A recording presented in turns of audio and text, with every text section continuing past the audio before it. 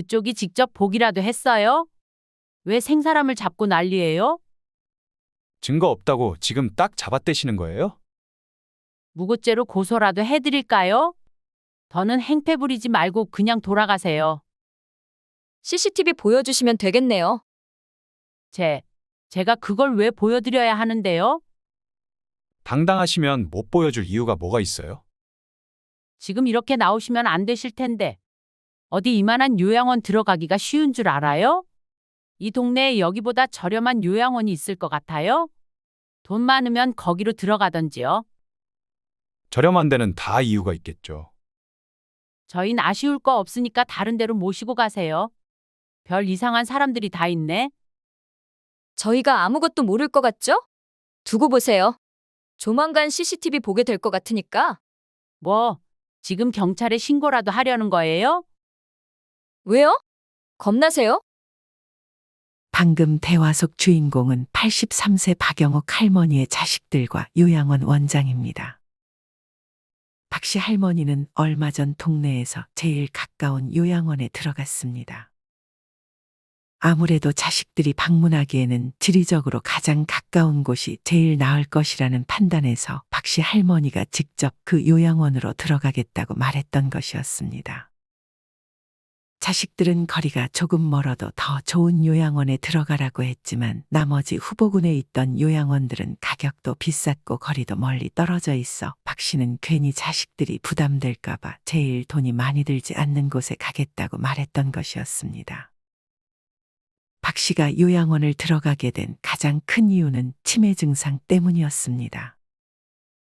박 씨는 치매 증상이 생기자마자 바로 자식들을 고생시키기 싫은 마음에 자기가 직접 자식들을 불러놓고 요양원으로 들어가겠다고 했습니다.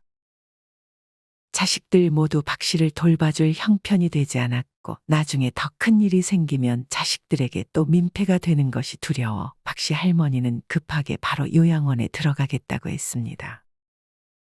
형편이 그리 좋지 못했던 자식들은 그런 박 씨 할머니를 막을 수 없었고 박 씨는 그렇게 요양원으로 들어가게 됐습니다. 하지만 박 씨 할머니는 요양원에 들어간 지 얼마 되지도 않아 자신의 그런 선택을 후회했습니다.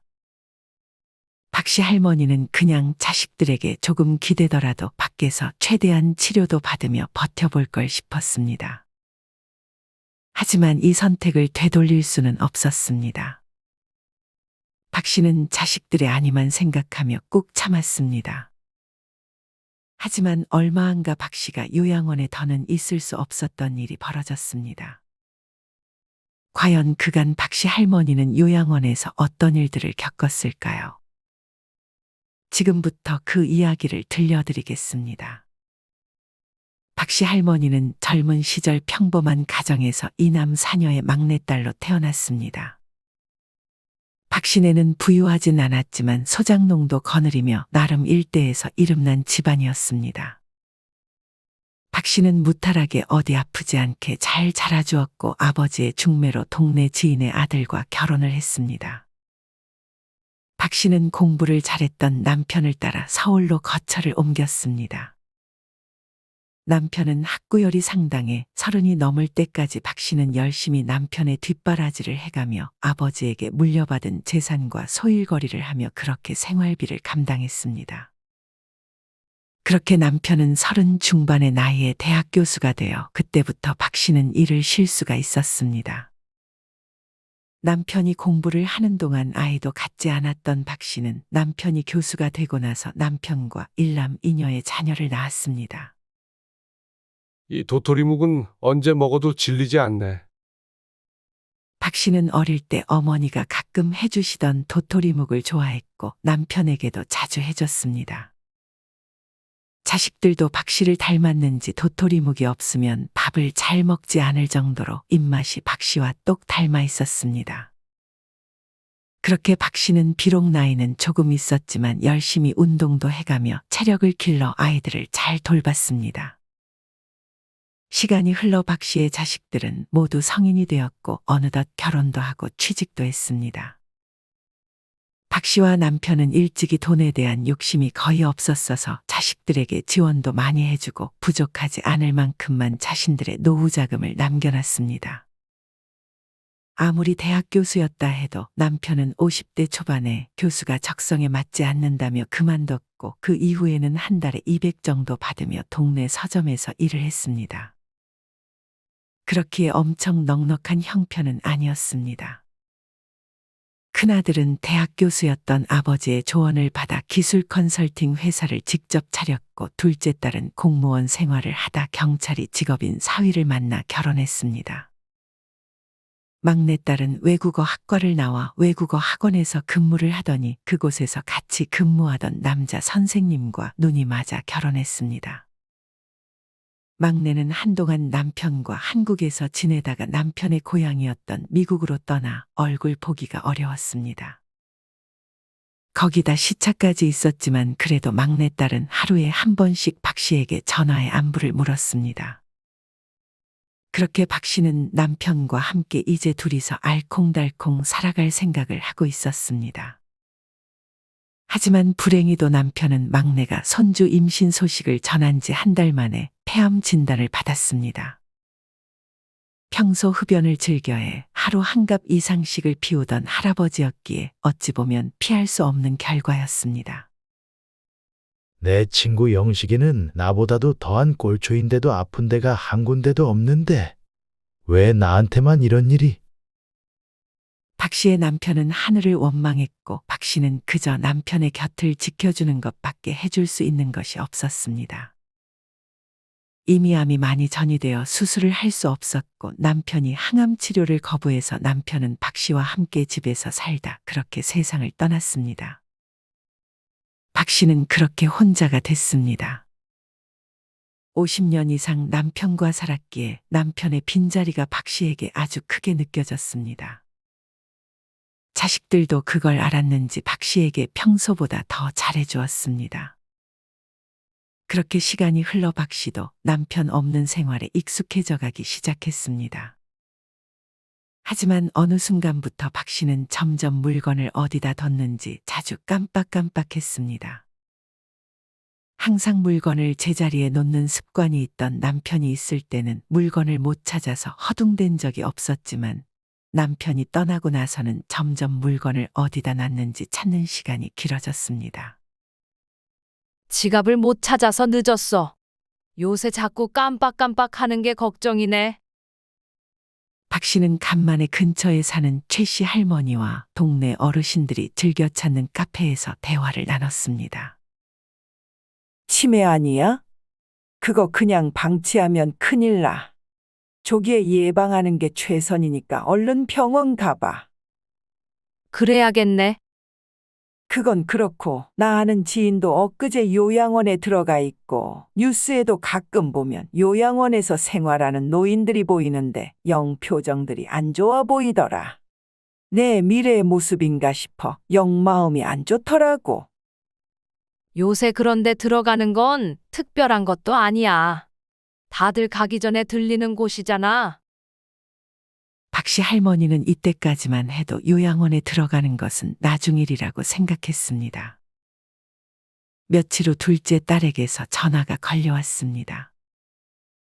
엄마, 사거리 앞에 우리 자주 가던 카페 있지? 거기서 내일 차 한잔 하자. 나 내일 쉬는 날이라. 좋지. 시간 맞춰서 갈게. 자식들은 결혼을 하고도 항상 박 씨를 챙겼고 박 씨는 다른 자식들은 결혼하면 다 남이 된다고 하던데 자신은 참 복받은 것이라는 생각도 들었습니다. 박 씨는 딸에게 선물로 줄 옷도 챙겨서 딸과 자주 가던 동네 카페로 향했습니다. 그렇게 길을 걷다가 박 씨는 문득 정신을 차려보니 지금 서 있는 곳이 낯선 느낌이 들었고 여기가 어디인지 갑자기 아무 생각도 들지 않았습니다. 박 씨는 딸이 기다릴까 싶어 얼른 딸에게 전화를 걸었습니다. 지연아, 엄마? 왜 안 와? 내가 갑자기 그 카페 위치가 생각이 안 나네. 갑자기 왜 그래? 여기 한두 번 와본 것도 아니고. 그때 박 씨 할머니는 다시 기억을 되찾았는지 딸을 안심시켰습니다. 아, 참 그렇지. 내 정신 좀 봐. 요새 자꾸 지갑도 못 찾고 좀 이상하네? 괜찮은 거 맞아? 그럼 걱정 마. 박 씨는 그렇게 카페를 찾아 딸을 반겼습니다. 하지만 딸은 아마 박 씨의 치매를 거의 확신하는 듯 걱정 어린 표정으로 박 씨를 쳐다봤습니다. 박 씨는 이전에 아들 집으로 거처를 옮긴 상태였습니다. 아무래도 혼자 엄마를 둘 수 없었던 아들은 박 씨에게 거의 애원하다시피 해서 박 씨는 어쩔 수 없이 아들의 집으로 거처를 옮긴 것이었습니다. 엄마, 지연이한테 들었어요. 병원에 가서 검사라도 받아볼까요? 박 씨는 아들과 같이 살았지만 아들은 사업을 하느라 워낙 바빠 박 씨의 상황을 눈치채지 못했었습니다. 너 바쁘지 않아? 이 엄마 혼자 갔다 와 볼게. 아직 2다리는 멀쩡하니까. 혜진이랑 같이 갔다 오세요. 아니야. 며느리도 아르바이트 하랴, 살림하랴 힘들 텐데. 혼자 갔다 와도 괜찮아. 아, 네. 무슨 일 있으면 연락하시고요. 박 씨는 요새 부쩍 힘들어 보이는 아들을 걱정했습니다. 어머니, 저랑 같이 가요. 박 씨는 며느리와 같이 살며 며느리가 불편할 만한 행동을 최대한 안 하려고 노력했습니다. 그럼에도 며느리는 항상 그런 박 씨에게 먼저 손을 내밀며 박 씨를 잘 챙겨줬습니다. 박 씨는 며느리를 정말 잘 얻었다고 생각했습니다. 하지만 상황이 점점 사람을 예민해지게 만들기 시작했습니다. 박 씨의 큰아들은 무리하게 사업을 확장하려다가 실패해서 가세가 한순간에 기울었습니다. 이때부터 아들은 집에만 오면 말도 안 하고 한숨만 쉬었고 할머니는 점점 아들의 눈치를 봐야 했습니다. 아들은 날이 갈수록 예민해졌고 그런 아들의 예민함이 점점 며느리에게까지 영향을 미치기 시작했습니다. 어느 날 박 씨가 병원을 갔다 와서 결과를 말해주려고 집에 도착했을 때 아들과 며느리가 방에서 다투는 소리가 들렸습니다. 당신만 힘든 줄 알아? 나도 힘들어. 아르바이트 하랴, 살림하랴. 돈도 아껴야 하는데 어머님도 모셔야 하고. 시간을 조금만 줘. 나도 다시 회사를 다니던지 할 테니까.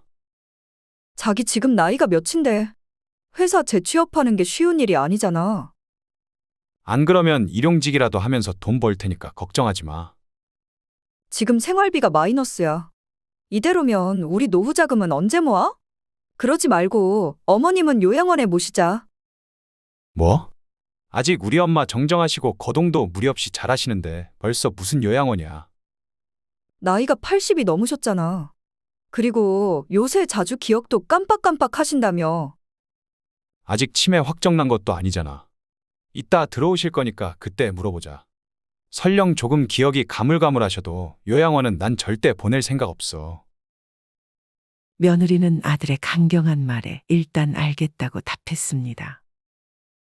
집에 있다는 사실을 알게 되면 아들 며느리가 곤란할 것이라 생각해 박 씨는 다시 밖으로 나가 한참을 벤치에 앉아 있다가 다시 집 안으로 들어갔습니다. 박 씨는 집에 들어가서 조심스레 아들과 며느리에게 치매 초기라는 사실을 알렸습니다. 초기면 치료하면 좋아질 수도 있는 거잖아요? 며느리는 그런 아들의 말을 마음에 들어하지 않는 눈치였습니다. 열심히 예방해야지.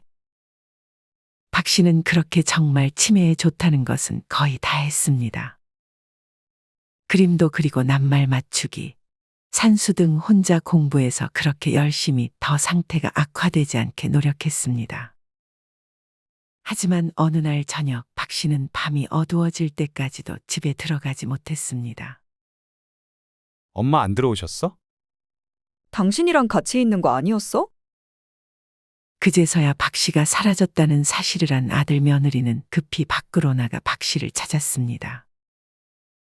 동네를 두세 바퀴 돌던 아들과 며느리가 안 되겠다 싶어 경찰에 신고하려던 찰나에 박 씨가 멀리서 아들을 불렀습니다. 지영아, 엄마 대체 어디 갔다 오시는 거예요? 버스를 탔는데 내릴 곳을 놓쳐서 몇 정거장 걸어오느라 그랬어. 하지만 박 씨의 이 말은 거짓말이었습니다. 박 씨는 사실 외출하다 다시 한번 길을 잃어 한동안 집을 찾지 못하다가 기억이 돌아와 다시 집으로 향한 것이었습니다. 하지만 아들이 걱정할까봐 그것보다 자신의 지금 상태를 아무도 알지 못했으면 하는 마음에 거짓말을 했던 것이었습니다. 그럼 다행이네요. 혹시 길을 잃었다거나 그런 건 아니죠? 그런 건 아니야. 다행히도 아주 가끔 증세가 있긴 했지만 더욱 심해지지는 않고 있었습니다. 박 씨는 더 심해지지 않는다는 사실에 감사해하며 살고 있었습니다. 그러던 어느 날 산책을 좋아하는 박 씨는 여느 때와 같이 공원을 걷고 있었습니다. 멀리 나갔다가는 또 기억이 언제 어떻게 될지 몰라 자식들이 찾기 쉬운 집 근처의 산책로에서만 운동을 하던 박 씨였습니다. 그렇게 공원을 돌던 박 씨에게 느닷없이 어린이가 자전거를 타고 갑자기 나타나 박 씨는 자전거에 치여 넘어졌습니다. 대비를 못하고 넘어진 박 씨는 그만 고관절을 다쳤습니다. 지금 박 씨의 나이에 고관절 부상은 매우 치명적이었습니다. 넘어진 아이는 울고 있었고 그 아이의 엄마는 넘어진 박 씨는 거들떠 보지도 않고 자기 아이만 데리고 집으로 들어가 버렸습니다. 박 씨는 그 와중에 우는 아이를 달래려 했지만 몸이 잘 움직이지 않았습니다. 근처를 지나던 동네 주민이 박 씨를 발견해 대신 신고를 해줬고 박 씨는 이번 일로 입원을 해야 했습니다. 다행히 돈은 둘째 딸과 막내가 반반 부담해서 보내줬습니다. 그렇게 시간이 조금 지나 어느 정도 뼈가 붙자 박 씨는 퇴원을 해서 다시 아들네 집으로 돌아갔습니다. 이맘쯤 아들은 눈을 낮춰 중소기업에 취직을 했고 생활비가 부족했던 며느리는 아르바이트 하는 시간을 늘려 어느덧 아들과 며느리는 맞벌이 부부가 됐습니다. 거동만큼은 문제 없었던 할머니는 뼈가 잘 붙긴 했지만 혼자서는 이제 거동이 불편해져 당분간은 돌봐줄 사람이 필요했습니다. 아니면 박 씨는 거의 기어서 집안에서만 생활해야 했습니다. 막내 딸은 아직도 해외에 있었고 둘째 딸은 남편이 지방에 발령이 나면서 지방으로 이사를 간 상태에 어린 손주들까지 있어 박 씨를 돌봐줄 여건이 되지 않았습니다. 이제껏 며느리를 홀로 키워온 안사돈도 역시 몸이 안 좋아져 며느리는 자기 엄마도 돌봐줘야 하는 지경에 이르렀습니다. 또 아들의 사업이 망하고 나서 손주들에게까지 짜증과 신경질을 부리는 날이 늘어가자 며느리는 더 이상 참지 못하겠는지 다시 한번 박 씨의 아들에게 요양원에 대한 얘기를 꺼냈습니다.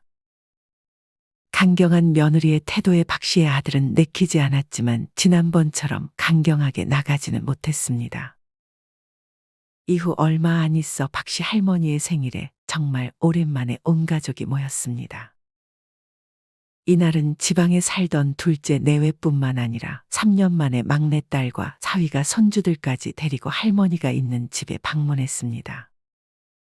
어찌나 두 손 무겁게 오던지 막내딸은 차와 집을 왔다 갔다 하며 준비한 선물들을 할머니에게 건넸습니다. 사실 이번에도 둘째와 막내는 올라오기 힘들 것이라고 했습니다. 하지만 박 씨 할머니는 올해 생일만큼은 강경하게 자식들 모두가 자신이 있는 집에 오도록 만들었습니다. 자식들은 그런 박 씨의 말에 뭔가 심상치 않음을 느끼고 박 씨가 있는 집을 찾은 것이었습니다. 사실 평소에는 자식들이 조금 힘들다 그러면 박 씨는 항상 자식들을 이해해 절대 힘들게 오라고 하는 일이 없었습니다. 박 씨 할머니는 자식들이 가져온 꽃갈 모자도 쓰고 손주들은 할머니를 위해 생일 축하 노래를 불러주었습니다. 손주들의 재롱이 어찌나 귀엽던지 할머니는 간만에 정말 환하게 웃었습니다. 엄마가 해준 도토리묵은 언제 먹어도 맛있다니까. 다 같이 밥을 먹으면서 박 씨 할머니는 며느리의 도움을 받아 어릴 적 자식들과 즐겨 먹던 도토리묵을 함께 먹었습니다. 손주들도 어찌나 잘 먹는지 할머니는 기분이 좋았습니다. 그렇게 온 가족이 정말 아무 걱정 없는 것처럼 웃고 떠들다가 이내 오랜 침묵이 집안의 공기를 감쌌습니다. 아마 할머니를 비롯해 다른 자식들 모두 때가 왔다고 짐작을 했던 것 같았습니다. 할머니는 씹던 도토리묵을 마저 삼키고 물을 한 모금 마셨습니다. 그리고 이내 식탁만 쳐다보며 말을 꺼내기 시작했습니다. 이 엄마, 이제 요양원 들어가려고 한다. 박씨 할머니의 말에 자식들 모두 박씨 할머니를 쳐다봤습니다. 요양원이 뭐야, 할머니? 거기가 어딘데? 할머니 집은 여기잖아. 손주가 해맑게 할머니에게 물었습니다. 막내가 얼른 손주를 방에 들여보냈고 이내 거실에는 할머니와 자식들만 남아 있었습니다. 말도 안 돼요. 갑자기 무슨 요양원이에요. 여기 오빠 집에서 잘 지내고 있는 거 아니었어요? 저랑 언니가 돈도 잘 보내주고. 그걸로는 어림도 없어요. 며느리가 막내딸의 말에 반박했습니다. 아니, 아무리 그래도 이렇게 갑자기 엄마를 요양원에 보내겠다는 게 말이 돼? 오빠도 동의한 거야? 큰아들은 아무 말도 없었습니다. 엄마가 그래도 유일하게 오빠한테 집까지 해줬는데 그거 받은 건 생각 안 해?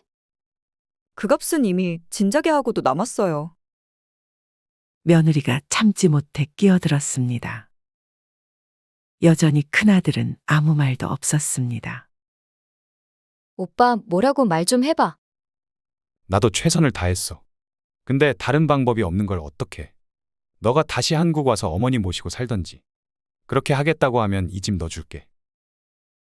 막내딸은 차마 그렇게 하겠다고 답하지는 못했고 둘째 딸과 사위는 꿀먹은 벙어리 마냥 입을 닫고 있었습니다. 모두를 위한 일이야.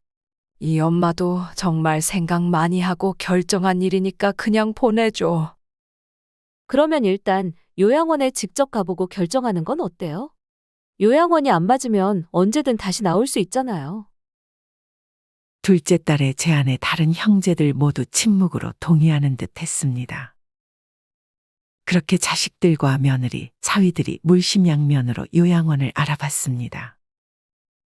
불행히도 좋아 보이는 요양원들은 거리가 꽤 먼 곳에 위치해 있었습니다. 난 이 동네에서 제일 가까운 곳으로 가고 싶구나. 멀리 가면 외로울 것 같아. 여긴 좀 열악해 보이는데. 괜찮겠어, 엄마? 그래, 괜찮다. 요양원이 다 거기서 거기 아니겠니? 박씨 할머니는 시설이 좋아 보이는 요양원보다 그저 자식들과 거리적으로 멀리 떨어지지 않은 요양원에 가기를 희망했습니다. 그렇게 박씨 할머니는 이전에 미리 신청해 두었던 요양 등급을 받고 요양원에 입소하게 되었습니다. 다행히 박씨 할머니가 들어가기를 원했던 요양원의 자리가 많이 남아 있었습니다. 아들, 딸과 함께 박씨 할머니가 요양원 안으로 들어가자 요양원 원장 63세 이은미 씨가 등장했습니다.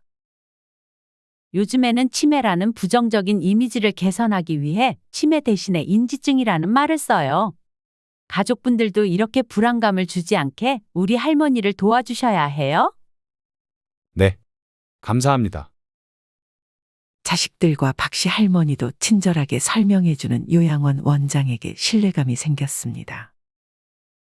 그렇게 원장은 자식들과 박씨 할머니를 데리고 요양원을 소개했습니다. 인지 능력을 향상시키기 위해 낱말 맞추기나 스트레칭 등 프로그램이 잘 되어 있는 것 같았습니다. 그 순간 요양원 원장이 지나갈 때 요양원에 있던 할머니, 할아버지들이 놀라고 무서운 것이라도 본 것처럼 뒷걸음질을 쳤습니다. 어떤 분은 뒤로 낮아빠지기도 해서 자식들과 박씨 할머니는 요양원 원장을 쳐다봤습니다. 요양원 원장은 태연하게 답했습니다. 저분들은 여기 들어오신 지 얼마 안 된 분들이라 낯설어서 그러는 거예요. 저분들도 인지저하증이 어느 정도 진행된 분들이라. 요양원 원장은 놀라 뒤로 자빠진 노인을 직접 챙기지 않고 요양보호사를 불러 대신 챙기게 했습니다. 그러고는 요양원 소개를 이어갔습니다. 할머니가 지낼 방은 여기예요. 여기 다른 할머니들이랑 사이좋게 지내시고요. 할머니가 새로 들어왔지만 그 방에 있는 할머니들은 인기척을 듣지 못했는지 다들 누워 있었습니다. 자식들은 박씨 할머니에게 인사를 하고 돌아갈 준비를 하고 있었습니다. 자식들은 박씨 할머니의 두려운 눈빛을 애써 외면했습니다. 자주 올게요. 이 말을 끝으로 박씨 할머니는 낯선 곳에서의 삶을 시작했습니다.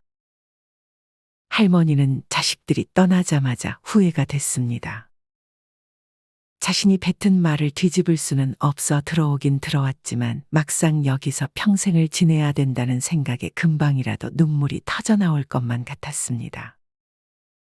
박씨 할머니는 금방이라도 터져나올 것 같은 울음을 꾹 참고 짐을 풀었습니다. 그렇게 할머니는 요양원에 온 첫날 잠을 한숨도 자지 못했습니다. 뜬 눈으로 밤을 지새운 할머니는 다음날 배가 고팠습니다.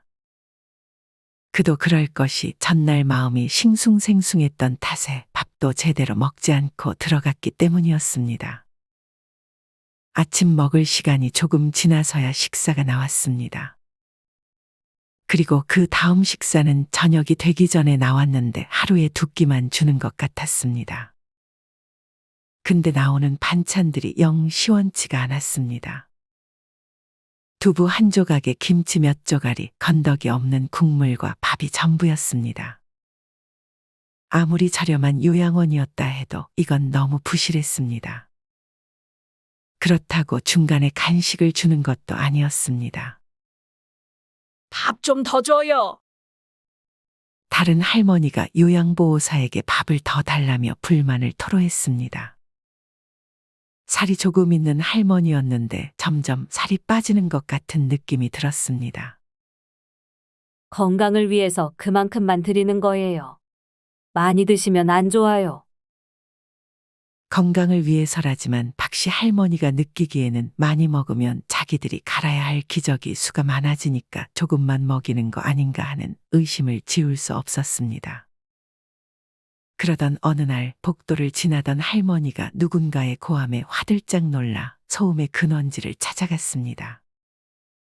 이맘쯤 그래도 박씨 할머니는 재활을 잘해서 다시 혼자 어느 정도 걸을 수는 있었습니다. 복도에는 아무도 없었고 요양보호사들 전부 그 안에 있는 듯 했습니다. 박씨 할머니는 몰래 그 안을 들여다봤습니다. 어떤 병실에서 나이 든 할아버지를 요양보호사 여러 명이서 침대에 묶어두고 있는 중이었습니다. 사지도 멀쩡하고 정신도 멀쩡한데 이놈들아, 왜 나를 묶어두는 거야? 알고 보니 이 할아버지는 치매의 정도가 약해서 저렇게까지 할 필요가 없음에도 자꾸 돌아다니는 할아버지를 요양보호사들이 귀찮다는 이유로 신체 억제대를 사용했던 것이었습니다. 심지어 어떤 할머니에게는 대소변을 가리는데 문제가 없음에도 요양원 업무 효율상 기저귀를 강제로 착용해버렸습니다. 이렇게 자기들이 편하게 근무하려고 할머니, 할아버지에게 자신들의 규칙을 강요하고 있었던 것이었습니다. 박씨 할머니는 직접 그 장면을 두 눈으로 목격하니 두려운 마음이 들었습니다. 박씨 할머니는 두 손 두 발이 묶이고 싶지도 지금 당장 기저귀를 차고 싶지도 않았습니다. 그 순간 요양보호사 2명이 기저귀와 두 손을 묶을 줄 같은 것을 들고 박씨가 있는 방으로 들어왔습니다. 박씨는 화들짝 놀랐습니다. 설마 자신을 묶어두고 기저귀를 채워두려는 건가 싶었습니다. 요양보호사 2명은 천천히 박씨 쪽으로 다가왔습니다. 박씨는 심장이 두근거렸고 몸이 조금씩 떨렸습니다. 요양보호사 2명은 두려워하는 박씨를 지나쳐 박씨 옆에 있는 할머니에게로 다가갔습니다. 요양보호사들은 그 할머니를 붙잡아 기저귀를 채우려 했습니다. 할머니가 저항하자 안 되겠다 싶었는지 다시 한번 할머니의 두 손과 발을 묶어버렸습니다. 박씨 할머니는 분노했습니다. 분명 화장실도 잘 가고 박씨와도 얘기를 잘 나누며 멀쩡한 할머니였기에 저렇게 할 이유가 전혀 없었습니다. 하지만 그렇게 화를 냈다가는 박씨마저 저런 꼴을 당할까 싶어 박씨는 아무 말도 할 수가 없었습니다. 옆에 있던 할머니는 충격을 받았는지 그날부터 한동안 말이 없었습니다. 박씨 할머니가 다가가도 그 손길을 요양보호사라고 생각했는지 기겁을 하며 뿌리칠 뿐이었습니다. 박씨 할머니는 여기서 지내면 지낼수록 집에 가고 싶다는 생각만 들었지만 자식들에게 다시 한번 짐이 될까 차마 말하지 못했습니다. 몇 달 뒤 아들 내외와 둘째 딸이 박씨 할머니에게 면회를 왔습니다. 면회가 또 마음먹은 대로 되는 게 아니라 할 수 있는 시간이 정해져 있었습니다. 몇 달 만에 본 할머니는 아주 삐쩍 마르고 몹시 초췌해 보였습니다. 엄마, 무슨 일 있었어? 왜 이렇게 말랐어? 먹을 걸 잘 못 먹었어? 둘째 딸이 걱정스러운 마음에 박씨에게 물었습니다. 하지만 박씨는 그냥 괜찮다, 나는 잘 지낸다는 말만 할 뿐이었습니다. 자식들은 이때부터 의심을 하기 시작했습니다. 그런 자식들과 박씨 할머니에게 요양원 원장이 다가와 어머니는 이 안에서 적응도 잘하고 잘 지내니까 걱정 말라는 말을 꺼냈습니다. 그런 요양원장의 말에 박씨 할머니는 슬프면서도 화난 표정을 지었습니다. 그렇게 자식들이 돌아가고 다시 한번 몇 달이 흘렀습니다. 그 사이 자식들이 몇 번 더 면회를 왔고 익숙해진 건지 해탈한 건지 박씨 할머니도 어느덧 요양원에서의 생활에 적응해 가고 있었습니다.